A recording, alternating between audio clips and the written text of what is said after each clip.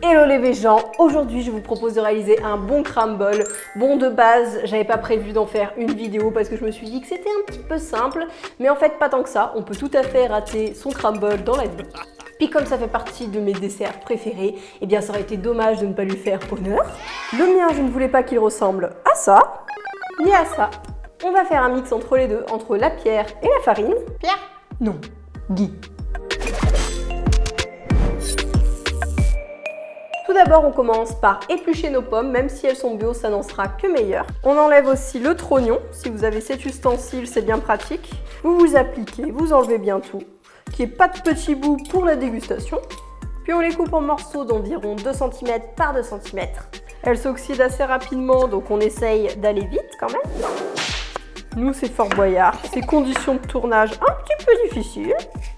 Bon, c'est un plat rustique, alors la coupe, elle n'est pas parfaite, la mienne non plus, mais on s'applique quand même, hein, on fait les choses bien pour que ça soit bon et agréable.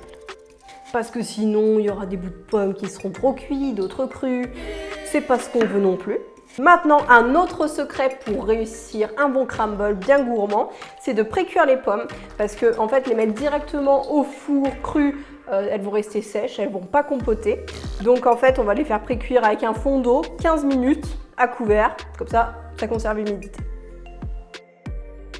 On prépare maintenant notre crumble. Alors on commence par la farine de blé T80. Si vous êtes intolérant au gluten, je pense qu'avec un mix sans gluten, ça se fait très bien. Le crumble, c'est pas le plat le plus difficile à rendre sans gluten, il n'y a pas besoin de lever, c'est pas une brioche. On ajoute de la poudre d'amande. C'est un autre secret pour que le crumble soit plus gourmand encore. Ici, je l'ai faite moi-même avec les amandes blanchies de mon partenaire Coro. Je les mets un petit coup dans le robot en mode pulse jusqu'à ce que ça devienne une poudre fine, mais n'insistez pas trop non plus parce que ça peut vite devenir une purée, parce qu'avec ça on fait aussi de la purée d'amande. L'avantage de le faire soi-même, c'est de 1, eh bien déjà que c'est plus frais, de 2, c'est moins cher, de 3, ça évite les petits emballages plastiques parce que d'habitude c'est toujours 100 grammes, 150 grammes à la fois, et de 4, eh bien ça ouvre le champ des possibles sur des poudres de noix de macadamia, des poudres de noisettes, de Grenoble, enfin bref, amusez-vous. On ajoute le sucre bien sûr, donc prenez celui que vous voulez. On remue les ingrédients secs. Maintenant on met la margarine. Elle a eu un petit peu chaud. Et là, on malaxe, on malaxe. C'est la déclinaison de on fouette pour le crumble. C'est le moment de préchauffer notre four à 180 degrés. Et maintenant, on va s'attaquer au dressage du crumble, en commençant bien sûr par les pommes qui ont compoté. On répartit bien la préparation. J'ai pas mis de cannelle dans mes pommes parce que moi, je vais ajouter des fruits rouges. Je trouve que ça va très bien avec parce que ça apporte de l'acidité. Là, ici, ils sont congelés. Donc, on en met un petit peu, voilà, au goût. Ils n'ont pas besoin de pré-cuire, ça va aller très vite dans le four. Et on termine avec notre pâte à crumble, bien sûr. Ne mettez pas de la levure maltée, c'est pas le délire là. On saupoudre un petit peu de partout. Regardez, il y a des grosses pépites et un crumble qui est aussi un petit peu plus fin. C'est à vous de voir selon ce que vous préférez, vous pouvez le former. Hein.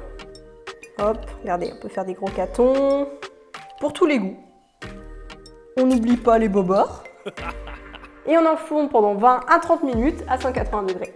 Tadam! Après 30 minutes, on a un très beau crumble. Bon là, je vous ai donné une façon de faire, mais bien sûr, vous pouvez par exemple remplacer de la poudre d'amande par de la poudre de noisette, remplacer une partie de la farine par du cacao et mettre des petits chunks de chocolat par-dessus. Et à la place des pommes, vous mettez des poires et je pense que ça donne quelque chose de très sympa aussi. Là, c'est la version un peu plus estivale avec les fruits rouges et c'est super bon.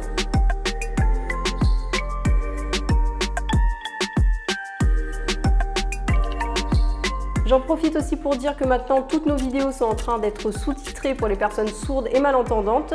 On rattrape le retard petit à petit et les nouvelles vidéos qui arrivent à chaque fois seront sous-titrées dans la semaine. En tout cas, on va faire notre maximum. Tout cela est possible grâce aux volontaires sur Instagram qui ont mis du cœur à l'ouvrage et je peux les remercier cette fois-ci de vive voix.